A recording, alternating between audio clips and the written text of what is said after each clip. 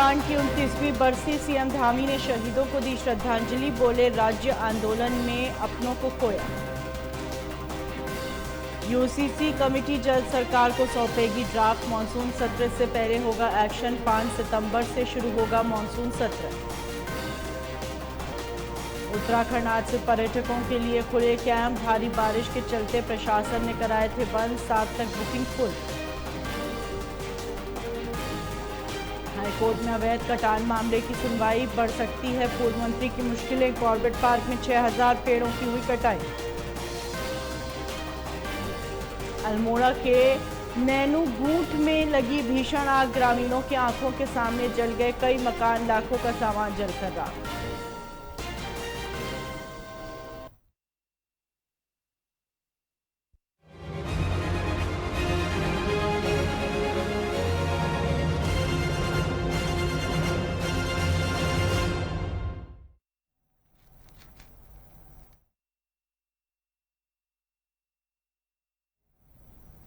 नमस्कार, स्वागत है आपका। आप देख रहे हैं उत्तराखंड लाइव, मैं हूं आपके साथ हिना।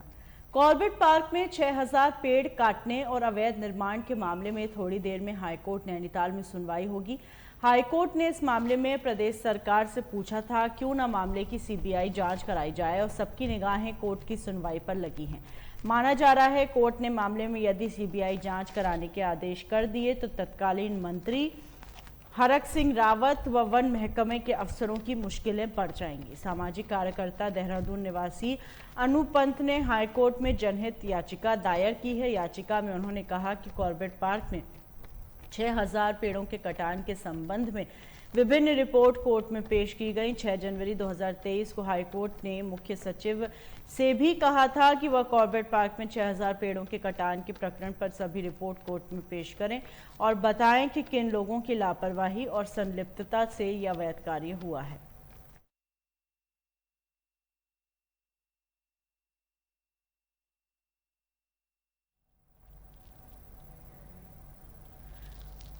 पिछले वर्ष के मुकाबले इस साल उत्तराखंड में 6 माह में रोजगार सृजन में 28% ग्रोथ दर्ज की गई। इन आंकड़ों के साथ उत्तराखंड देश के दूसरे नंबर पर आ गया है। मुख्यमंत्री पुष्कर सिंह धामी ने इन उपलब्धि पर युवा शक्ति को बधाई दी। सीएम धामी ने बताया, हाल ही में जारी फॉर्मूला रोजगार सृजन के आंकड़ों में उत्तराखंड की ग्रोथ दर वर्ष 2022 के मुकाबले 2023 में जनवरी से जून के बीच 28.6% दर्ज की गई। 33% ग्रोथ के साथ असम पहले, उत्तराखंड दूसरे, बिहार तीसरे, झारखंड चौथे और हिमाचल 5वें नंबर पर है। इस उपलब्धि पर सीएम धामी ने कहा, प्रधानमंत्री नरेंद्र मोदी के नेतृत्व में देवभूमि उत्तराखंड रोजगार सृजन के क्षेत्र में तेजी से आगे बढ़ रहा है और वो प्रधानमंत्री के कथन के अनुसार 21वीं सदी के तीसरे दशक को उत्तराखंड का दशक बनाने के लिए कार्यरत है।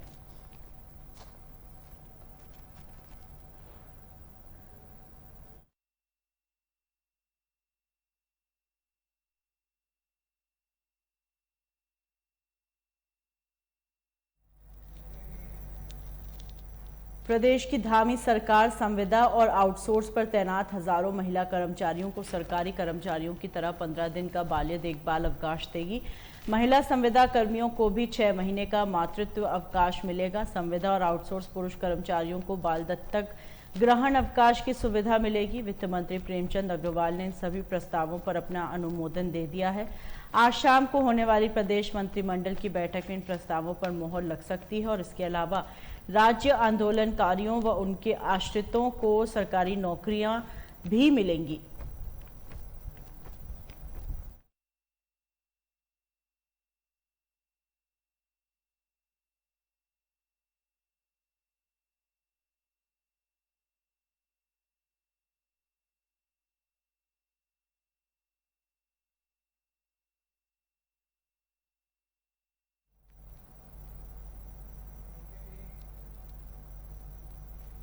तेरह अगस्त को जल प्रलय की आपदा में ध्वस्त हुए रास्तों को आवाजाही के लिए वाण गांव के निवासी आजकल स्वयं श्रमदान करके बनाने में लगे हैं। 13 अगस्त को हुई भारी बारिश में हुई तबाही के कारण ग्राम पंचायत वाण के 5 पुल क्षतिग्रस्त होकर बह गए थे और टूट गए थे। आगामी 20 सितंबर को विश्व प्रसिद्ध और उत्तराखंड की आराध्य देवी नंदा देवी को लोकजात यात्रा यहीं से कैलाश के लिए रवाना होगी और यात्रा का अंतिम पड़ाव वाण गांव में है, यानी यहां से देवी नंदा का रास्ता है।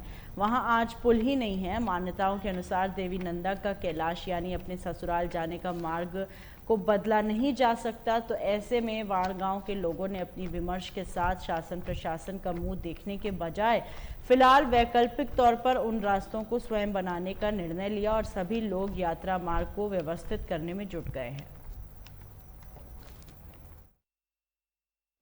वाण में जो हमारी 13 तारीख को जो आपदा आई उसका मैंने स्थलीय यहाँ पर निरीक्षण किया। मेरे साथ तहसील प्रशासन से और PWD से, सिंचाई विभाग से अधिकारीगण आए थे। सभी लोगों ने यहाँ पर जो नुकसान हुआ है उसका जायज़ा लिया है। ड्रोन मैपिंग यहाँ पर कर दी गई है। आगामी जो हमारी लोक जात आनी है यहाँ पर, जिस प्रकार रास्तों की यहाँ पर सारी टूट फूट हुई है, कटाव से पूरा नाला काफ़ी स्पान में यहाँ पर आ गया है। निश्चित रूप से जैसे ही हमारी ये सड़क खुलती है, यहाँ पर जितने भी हमारी लोक जात नंदा राजात का जो मार्ग है इसको व्यवस्थित कर दिया जाएगा। और मैं अपने गांव के लोगों को आश्वस्त करना चाहता हूँ कि जिस प्रकार की भी यहाँ नुकसान हुआ है, मैंने माननीय मुख्यमंत्री से आग्रह किया है और माननीय मुख्यमंत्री जी ने भी मुझे आश्वस्त किया है कि जिस प्रकार की यहाँ पर निर्माण और पुनर्निर्माण और सुरक्षात्मक कार्यों के लिए धनराशि की जरूरत पड़ेगी, वो उसकी सारी पूर्ति की जाएगी। मैंने अधिकारियों को निर्देश दिए हैं कि तत्काल इसके आंगन बना लें और जो तात्कालिक हैं वो जिलाधिकारी के माध्यम से हो रहे हैं। जो बृहद कार्य होने हैं उनको शासन स्तर पर इनको किया जाएगा। और मैं ये समझता हूँ कि आगामी जो हमारी 2026 में जो राजजात होनी है उसकी परिप्रेक्ष्य में भी, क्योंकि माननीय मुख्यमंत्री जी ने विस्तृत कार्य योजना की घोषणा की है, उसके तहत भी वाण क्षेत्र में आधारभूत जो सुविधाएं हैं हमारे लाखों लाख यात्रियों के लिए जो ये सुविधाएं हमको अर्जित करनी है, उसके तहत भी यहाँ पर बहुत सारी हम कार्य योजना को विस्तृत रूप से बनाएंगे। और कुछ काम ऐसे भी यहाँ पर होंगे जो मजबूती से आगे आने वाले समय के लिए हमारे लिए आधार के रूप में काम करेंगे। तो मैं क्षेत्रवासियों का धन्यवाद करना चाहता हूँ, क्योंकि मैं यहाँ विलम्ब से आया। मैं पार्टी के कार्य से, शासकीय कार्यों से बाहर था, लेकिन जैसे ही मैं कल रात 11 बजे घर पहुँचा, मैं आज तत्काल वाण पहुँचा हूँ। और वाण पहुँच करके मैं देख रहा हूँ कि मैं वाण वालों का बहुत बहुत धन्यवाद करना चाहता हूँ। बहुत एकता की भावना से लोगों ने यहाँ पर आपदा में एक दूसरे का सहयोग किया है। मैं अपने तहसील प्रशासन का बहुत बहुत धन्यवाद करना चाहता हूँ कि उन्होंने रात दिन यहाँ पर आकर के लोगों के बीच आकर के जो कार्य किए हैं। इसके अलावा मैं PWD का भी धन्यवाद करना चाहता हूँ, मैं इरिगेशन का भी धन्यवाद करना चाहता हूँ कि उन्होंने पूरी मनोयोग से जहाँ जहाँ हमारा आपदा क्षेत्र से प्रभावित हुआ है उस क्षेत्र में जा करके आंगन बन रहे हैं, DPR बन रही है और निश्चित रूप से यहाँ पर निर्माण कार्य व्यवस्थित रूप से और बहुत जल्दी होंगे।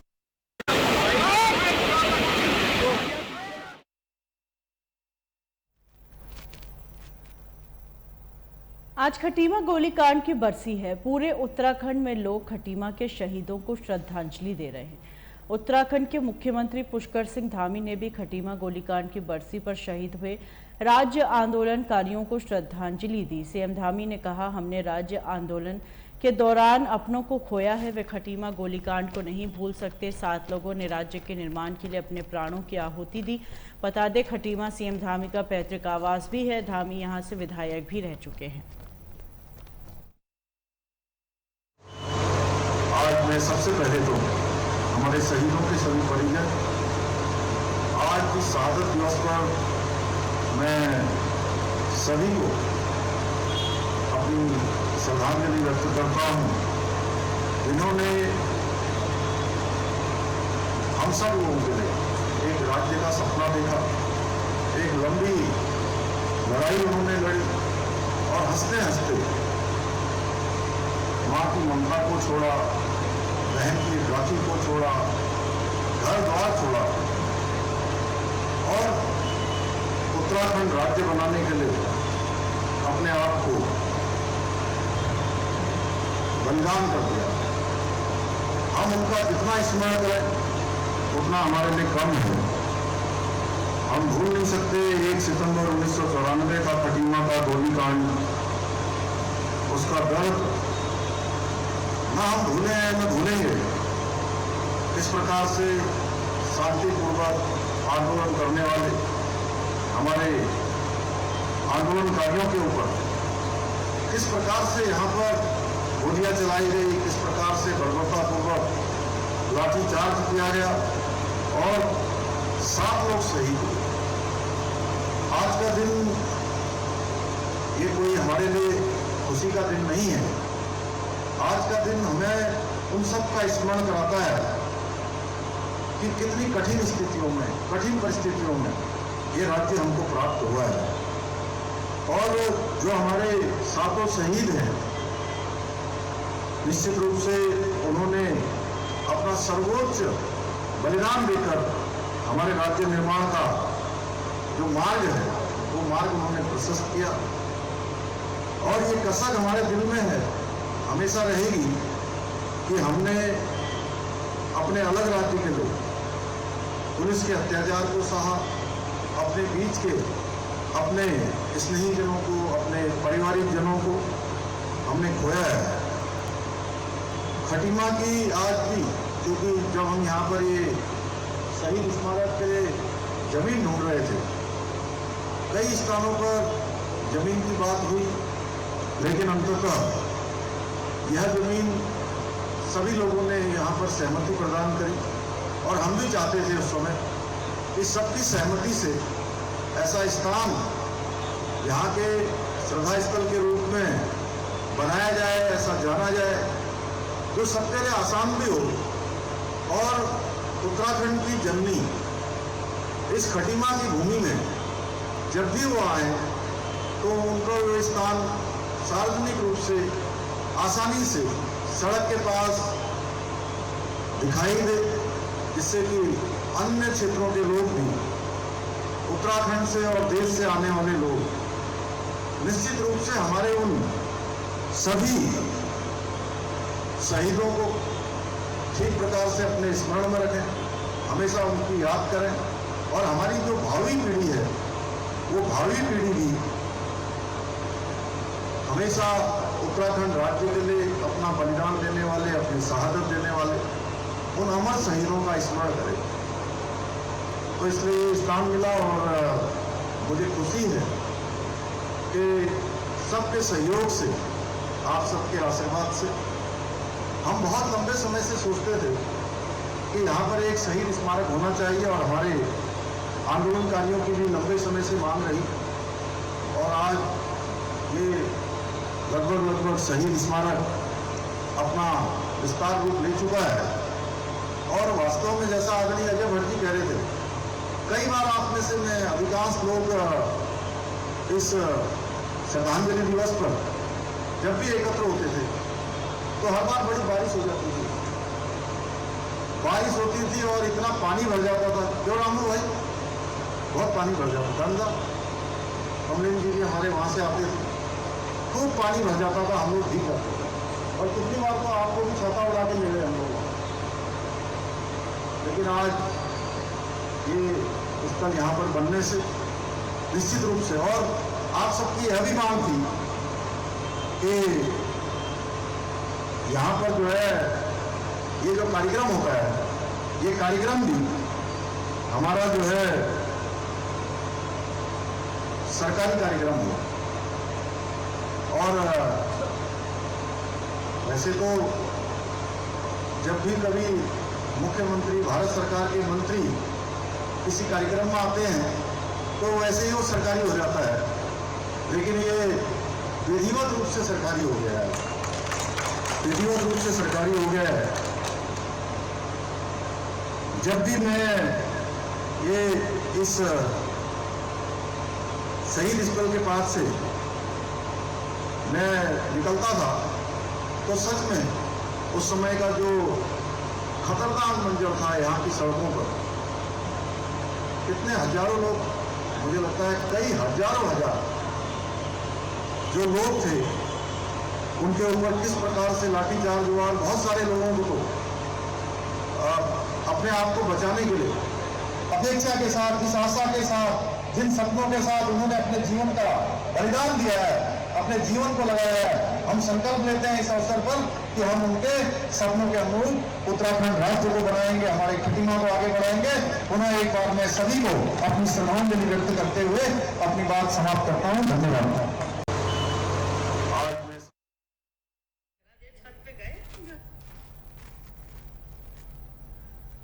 पिछले कई वर्षों से सुर्खियों में रहने वाला टोल प्लाजा बहादुराबाद पर भारतीय किसान यूनियन के कार्यकर्ता और अधिकारियों ने प्रदर्शन किया। बता दें, भारतीय किसान यूनियन के पदाधिकारी के साथ टोल प्लाजा बहादुराबाद के स्टाफ मैनेजर के साथ नोकझोंक हुई थी। भारतीय किसान यूनियन के जिला अध्यक्ष विजय शास्त्री ने बताया, जब से बहादुराबाद टोल प्लाजा पर नई कंपनी व नया स्टाफ आया है, तब से लोगों का शोषण किया जा रहा है और टोल प्लाजा का जो स्टाफ है वो टोल प्लाजा को सही तरीके से संचालित नहीं कर पा रहे हैं। क्षेत्र में पहले भी कई बार शिकायत की जा चुकी है, इसलिए भारतीय किसान यूनियन के कार्यकर्ता और पदाधिकारी प्रदर्शन कर रहे हैं।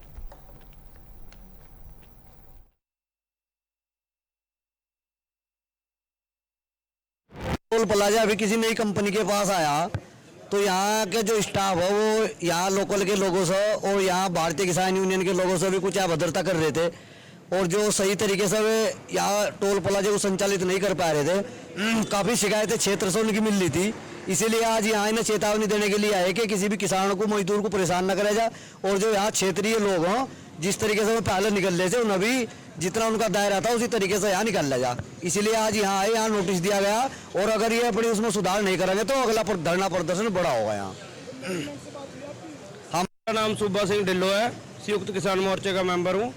आज टोल पे पहुंचे हैं जी। ये जो नए गुंडे अभी आए हैं, पहले वाले जो थे उनका तो इलाज चल रहा था बहुत बढ़िया। यहाँ 7 महीने धरना चला, उन्हें पता था किसान यूनियन और लोकल वालों को परेशान नहीं कर रहा था। ये अभी ये नए गुंडे आए हैं, हरियाणा के बताओ अपने आप को।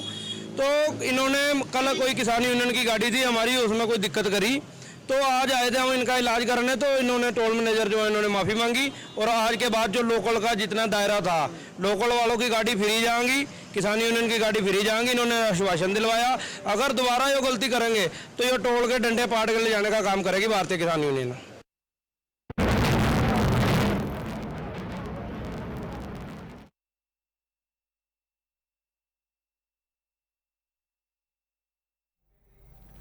मंगलौर कोतवाली के कस्बा लंढौरा में किराए पर रहने वाले पति पत्नी अपना सामान टेम्पो में भरकर मकान खाली कर जा रहे थे। वहीं उनके पास एक बड़ा संदिग्ध बोरा भी मौजूद था। तभी वहां स्थानीय मोहल्ले की महिलाएं आ गईं, जिसके बाद किराएदार आनन फानन में बोरा वहीं छोड़कर टेम्पो लेकर फरार हो गए। सूचना पर पहुंची पुलिस ने बोरे को खोल कर देखा तो उसमें एक महिला का शव निकला। फिलहाल पुलिस ने पंचनामा भर पोस्टमार्टम के लिए भेज दिया और आरोपी की तलाश कर रही है। दरअसल लंडोरा में कस्बे में एक किराएदार रहता था, वो 4-5 महीने से वहाँ किराएदार था। वो और उसकी पत्नी रहती थी। एक बुजुर्ग महिला है, वो भी 6-7 दिन पहले वहाँ आई थी, ये सुनने में आ रहा है। तो सुबह जो है जो किराएदार था वो वहाँ से जो है सामान समेट के छोटे हाथी से निकला है और जल्दीबाजी में निकला है। लोगों को शक हुआ तो देखा तो एक बोरे में एक महिला की डेड बॉडी मिली है, बुजुर्ग महिला की, करीब हो गया 50+ एज है उसकी। तो इसमें इंक्वायरी कर रहे हैं और संबंधित व्यक्ति की तलाश की जा रही है। सभी जगह जो है टीमें भेज दी गई।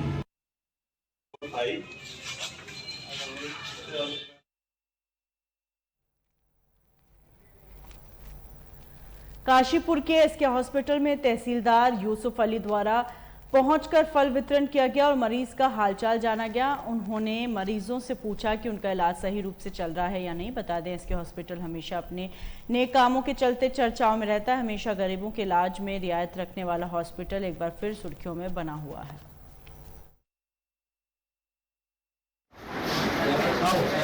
एसके हॉस्पिटल के जितने भी पेशेंट हैं, हमने सबने मिलकर यहाँ पर सब लोगों को हमने हमारे काशीपुर महानगर के तहसीलदार श्री यूसुफ अली जी के साथ मिलकर हमने आज फल वितरण कार्यक्रम किया। तहसीलदार साहब के द्वारा आज ये सब मरीजों को हमने दिए।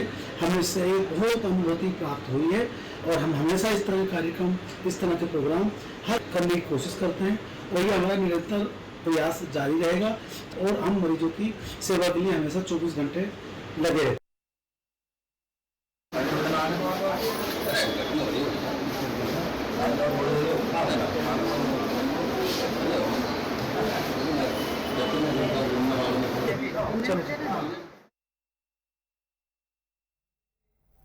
चंपावत के देवीधुरा के प्रसिद्ध मां वाराही मंदिर में बग्वाल खेलने की परंपरा है। पुराने जमाने में यहां नरबलि देने की प्रथा थी, जो समय के साथ पत्थर युद्ध में तब्दील हो गई। लेकिन साल 2013 में न्यायालय के आदेश के बाद पत्थरों की जगह फूल और फलों से बग्वाल खेला जाने लगा। वहीं इस मौके पर मुख्यमंत्री पुष्कर सिंह धामी मां वाराही धाम पहुंचे और पूजा अर्चना की। इसके अलावा खुद सीएम धामी देवीधुरा बग्वाल मेले के साक्षी बने।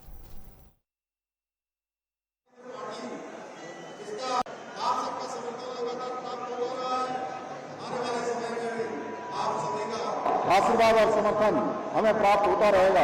मैं आपके अवसर पर कुछ इस क्षेत्र में जो हमारे निकट भविष्य में जिन कामों को होना है, जो यहाँ के लिए जरूरी है, उनके आपके समक्ष रखना चाहता हूँ कि प्राथमिक स्वास्थ्य केंद्र पार्टी इसका परीक्षण करवाया जाएगा और टाइप ए से लेकर टाइप बी तक उच्चीकरण की प्रक्रिया को आगे बढ़ाया जाएगा। इसी प्रकार से प्राथमिक स्वास्थ्य केंद्र देवीधुरा की सुविधाओं का उच्चीकरण कर एम्बुलेंस की तैनाती एवं आवासीय परिसर का सुधारीकरण किया जाएगा।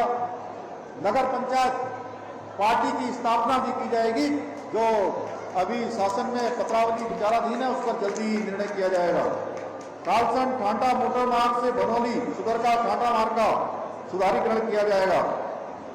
देवधुरा मेला बग्वाल हेतु यथोचित जो धनराशि और धनराशि का प्रावधान किया जाएगा, वो धनराशि भी यहाँ पर दिया जाएगी। चौड़ा ख्याली सीम मोटर मार्ग बनाया जाएगा। पनिया रीठाखाल मोटर मार्ग का निर्माण किया जाएगा। भिंगराड़ा मंदिर स्थल का सौंदर्यीकरण किया जाएगा। मेहरौली से करौली मरौली में रतिया नदी में पुल का निर्माण यह भी किया जाएगा। तुंगीधार सकेदरा टाट बलवाड़ी अनुसूचित जाति बस्ती में 3 किलोमीटर सड़क का निर्माण किया जाएगा। जोसुला से निलोटी से कुआड़ी गांव मोटर मार्ग भी प्रस्तावित किया जाएगा। इसके अतिरिक्त बहुत सारे जो काम यहाँ पर हम लोगों ने पिछले समय से यहाँ पर किए हैं, उन कामों को आगे बढ़ाया है। मैं उसका विस्तार से अभी उल्लेख नहीं करना चाहता हूँ, क्योंकि काफ़ी लंबा है। मैं आप सब लोगों को विश्वास दिलाना चाहता हूँ कि हमारी सरकार, आप सबकी सरकार एक एक पल, एक एक क्षण उत्तराखंड को समर्पित सरकार है और उत्तराखंड के हित में जो भी निर्णय हमको लेने होंगे वो निर्णय लेंगे। आज मुझे बहुत सारे प्रस्ताव यहाँ पर प्राप्त हुए हैं, उन सभी प्रस्तावों को मैं अपने साथ लेकर जा रहा हूँ और जल्दी उनको अपने आगे के प्रस्तावों में सम्मिलित किया जाएगा।